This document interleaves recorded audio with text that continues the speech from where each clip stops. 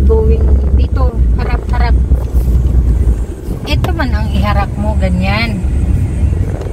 So hi guys, we're going to may appointment kami sa doktor dahil dun sa na-dislocate yung kamay ni kuya, finger pala.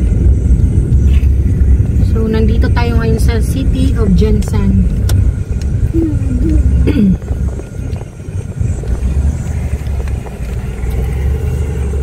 Kailangan natin ipa-check up. Kailangan kasi ng x-ray. Sana nga yung kamay mo, kuya. Kuya, siyan. Pakita mo. Ayan. Dahil dun sa taekwondo training nila sa sparring. And 10 o'clock nga yung appointment. So, nagmamadali kami kasi late na naman. Siyempre, Filipino time tadring aside. And eto na nga. Stoplight.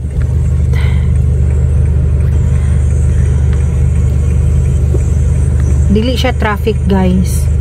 Nalang yun siya stoplight to So, dul-dul na lang ta sa clinic ni Doc Mondero, ni Dr. Andrew Mondero. And kuha lang tayo ng referral kasi pupunta tayo ng doctor's hospital para sa x-ray ni kuya. So, normal lang naman yan, guys, na talaga, hindi maiwasan ba pag nasa sports ka talaga, pag yun ang hilig mo.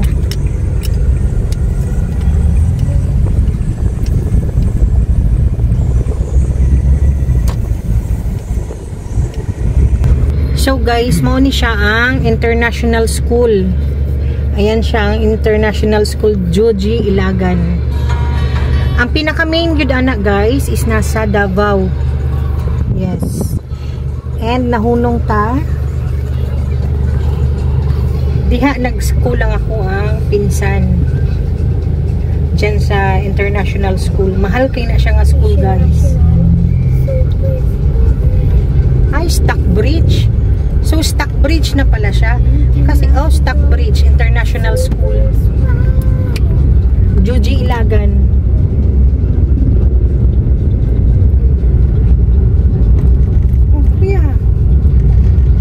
Si kuya ang videographer ko.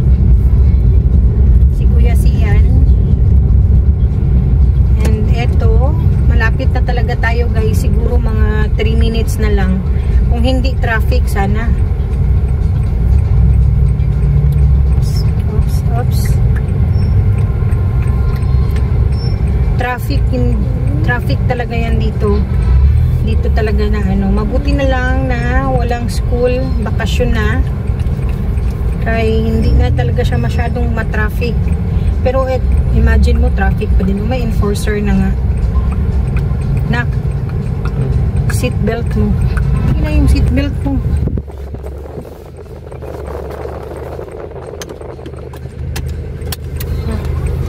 Hawakan mo. Uy, my God, ang laki ng bus.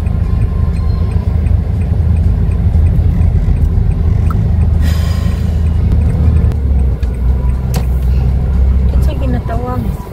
My God.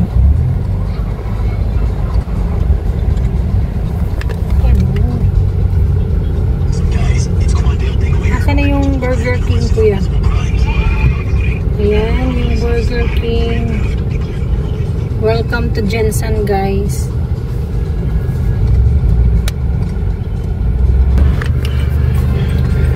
Umikot na lang kami, guys. Kay lisod kayo, walang park. And nandyan lang kasi sa Dimontaño Clinic yun. And pag-ikot na mo, nagihan na mo dito ang SM. Ayan. SM Jensan. So, iikot na lang kami.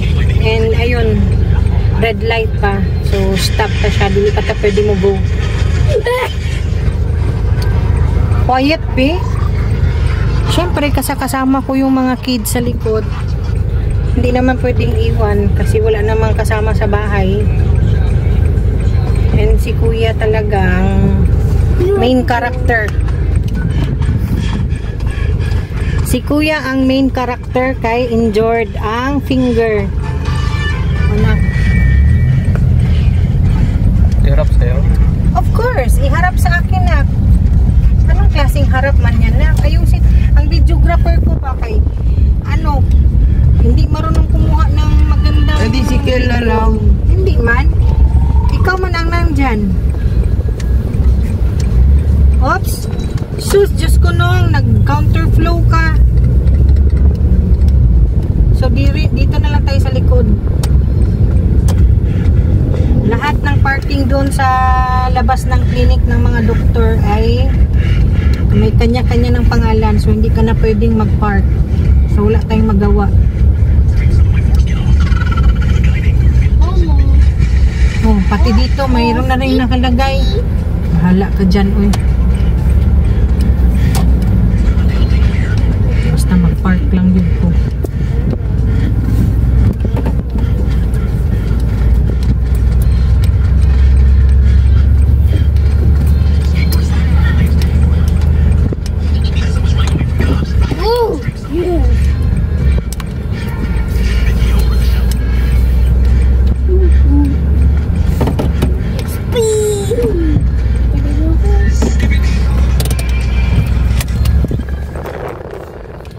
So we're here na guys. Late na jud me. Wala na tayong magawa dyan. Late na talaga. Tara, let's go na. Mag-bless kayo ha. Oh, yung mga tab nyo, dadalhin nyo. Sige na guys. So baba na kami. Lang naman kami dito dahil kukuha lang kami ng referral.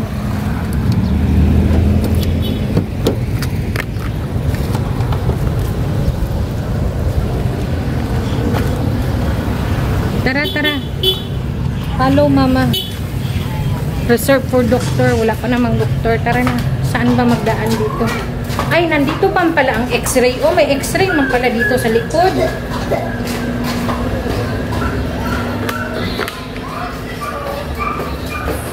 Dito kami sa likod nag-park.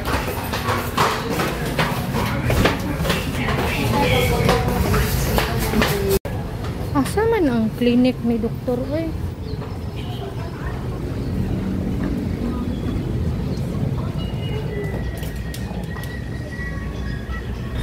Hawakan mo kuya. Saan daw? Doctors na lang tayo. Oh, tingnan mo good yan. Yung white belt mo. Aray. Yan ang mahirap ba pag may mga kasamang bata ba? Ang gani mo, masukin na lang kanil pa iwan kay Tita May. Wala man si Tita May mo. So, pupunta kami ng doctors. Meron na kaming referral. Hindi kasi pwedeng kumuha doon ng video sa loob ng clinic, guys. Bawal talaga yun. Pinagbabawal na technique. So, let's go. Punta na tayo. Doon na lang tayo sa doctor hospital.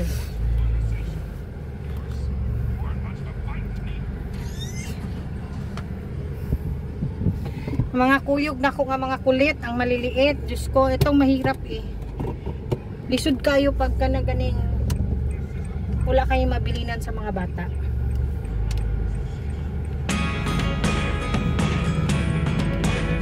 Ako yan. So guys, wala mi sa doctors kay walay parking.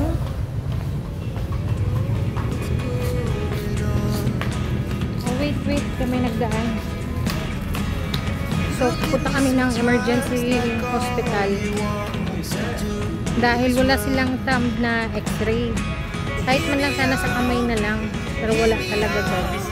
So dito kami nag-park sa Micro Hotel. Macro Hotel pala. So yan.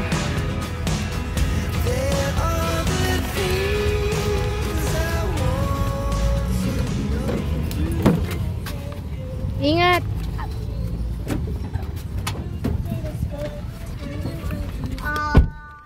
Ito talaga yung pinaka-struggle pag nasa Pilipinas ka ba? Kaya pahirapan. Unlike kasi sa kung sa South Korea pa ito guys. Mabilis. Mabilis lahat. kumbaga, pag sinabing x-ray or check-up, nandyan lang lahat-lahat sa loob ng ospital. Or kung sa clinic ka naman, sa doktor ka, na naka-appointment ka, mayroon talaga sa labas ng clinic, dito wala. Tapos may ituturo sa'yo ng mga lab na kung saan na may available na x-ray, wala din. Grabe. Kapoy man, oy. It's so kapoy. O na. Hawak mo na. Siguro na bugbog lang yan na. Hindi, ma-feel ko man ang bukog sa bukog. Doktor ka? Ma-feel ko lagi ma. Anong ma-feel mo? Ma-feel mo rin yung sakit ko ma. Ma-feel mo? Ano ang na-feel mo? Na may bali? Parang ma-feel ko na ano ko yung pagganyan-ganyan ko sa ano. Ayusin mo naman yung camera. Yung gisuot ko pang gloves mo. Oh. Parang feel ko na parang nagano yung bukog ko ba. Hindi kinabalik naman yun. Kumbaga na-push na nung mangihilot. Kaya hindi na siya nagbukol. Ay, Diyos ko. Magpunta pa na. Ikot na naman tayo. Nakapoy.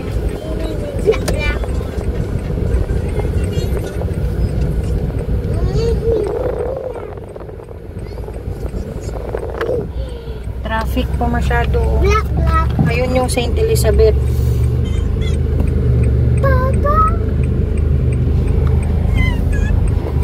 Ito yung problema dito kung paano kasi singit.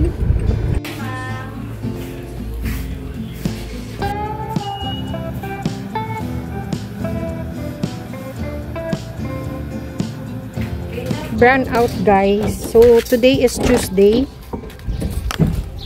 And kahapon nga pala yung x-ray ni Kuya. Hindi na kami nakapag-video kahapon kasi bawal nga. Bawal talaga sa loob ng clinic. And sa doon mismo sa lab. Kaya ngayon lang ako nakapag-video ulit kasi nasobra talagang pagod kahapon. Sobrang init. So ngayon kakain kami sa labas. Doon kami magla-lunch kay brownout na. Mag 3 hours ng brownout dito sa amin. Hindi ko lang alam kung sa ibang ano, kung sa city kung brownout din, pero schedule by schedule yata, hindi lang kami na-update. So yun, hindi kami nakapagluto dahil nga lahat ng gamit namin is electric kasi. So pag ganito kasi nagba-brownout, sa labas na kami kumakain. So let's go.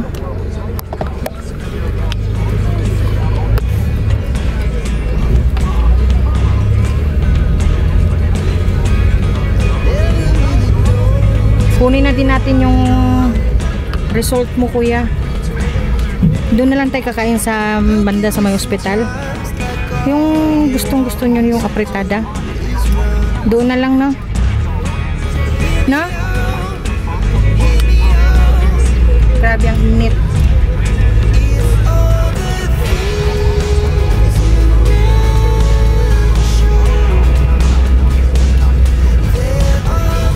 Siyempre, kung nasaan ang mama, kasama lahat ng mga anak.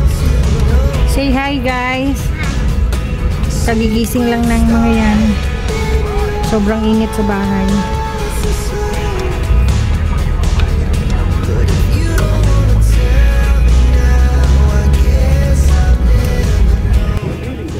So guys, dito na kami kumain sa labas ng school. Harap ng school dito.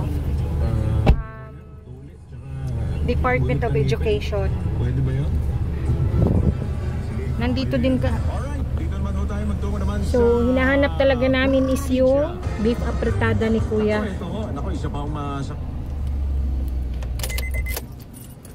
Dito na kami mag-park. First time namin kumain dito. Ha? So, ayan. Yung DepEd, harap lang dito.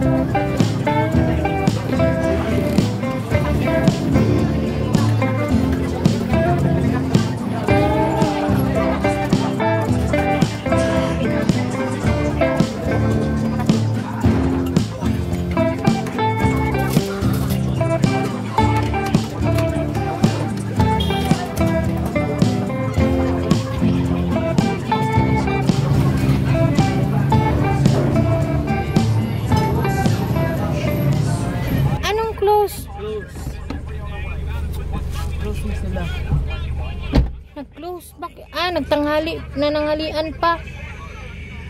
Nag-lunch pa yun. Taga Malungon ba yan? Yung Ayan siya, oh. Taga Malungon yan. So close yung Steadfast, guys. So uwi na kami. Katatapos lang namin mag-lunch. And dyan nga pala, yan yung Steadfast na yan. Dyan nagpaano si kuya, x-ray ng kanyang kamay. Ito. And bawal talagang mag-video sa loob. Kahit nasa loob ng hospital, bawal din. Kaya kahapon, nakapag-video ako pero seconds lang. Nakaw pa yung na-video, ha. So pinagbabawal na talaga yan, guys. Kaya hindi na ako nakapag-video pa kahapon ng any updates. Kasi nga, nung naibigay na namin sa doktor ni Kuya Sian yung result, kahit yung photocopy lang, kasi nga, alas 3 pa kasi ng hapon makukuha yung talagang copy ng x-ray niya. So, pwede naman na photocopy na lang. And, yun, sa awa ng Diyos, okay naman, namaga lang talaga siya sa loob. Kaya kailangan niya ng pain reliever. So, kailangan niyang magpahinga daw ng 1 week or more. Pero sabi ko, mag-training pa din siya. Pero hindi na siya mag-sparring muna. Training lang din para sa stamina niya. So, we're going home na. And ang harap nga pala nitong Steadfast is itong emergency hospital. Yan. Yan yung emergency hospital. So, let's go. Nag-lunch time pa yun. Hindi ko na mahintay. Basta wag lang mawala yung resibo talaga.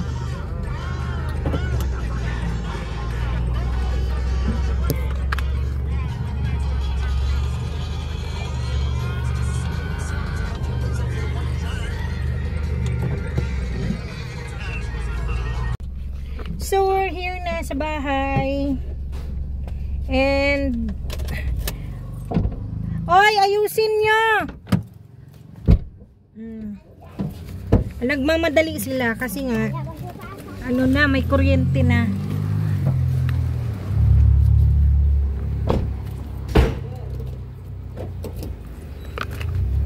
Ayan, bumalik na yung kuryente. Sobrang init kasi dito sa Jansan.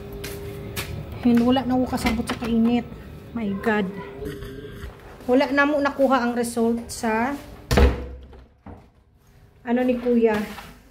X-ray sa Steadfast kay man siya. Lunchtime. So, dili na mo mahulat. We need to go back home. Oh, sino nagpasok kay Choco dito? Gipasok mo pala siya. Oo, syempre, kay mainit. Labas ka, Choco. Oh. May i-off lang. Anong i-off? Ay, nag-iyak ka? So, ito yung result ng naka-photocopy lang siya. Yan. Nakita ba? So, ito, naka-photocopy lang. Yan. Ito lang yung pinakita ko kahapon kay Doc. Pero yung talagang x-ray niya is kukunin pa namin yun. Kasi sabi naman ni Doc, okay na daw to.